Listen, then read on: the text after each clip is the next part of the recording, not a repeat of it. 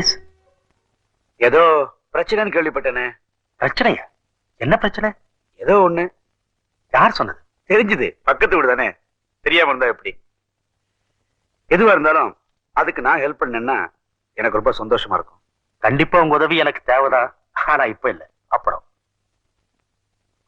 Okay. ஆனா ஏதோ ஒண்ணு உங்களை தொல்லப்படுத்திட்டு இருக்கேன்னு நினைக்கிறேன். அதையாவது என்கிட்ட சொல்லலாம் இல்லையா? சொல்லலாம், பட் நாட் நவ்.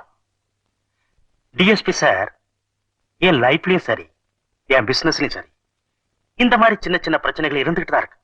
அதெல்லாம் நானா பார்த்து தீர்த்துக்கிறது வழக்கம். இப்போ ஒரு சின்ன சவால், சமாளிக்க வேண்டாமா?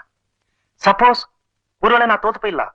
அப்படி தோத்து போயிட்டா உதவி கேட்டு நான் உங்ககிட்ட தானே சார் ஓடி வரணும். வேற யாருகிட்ட போறதுங்க?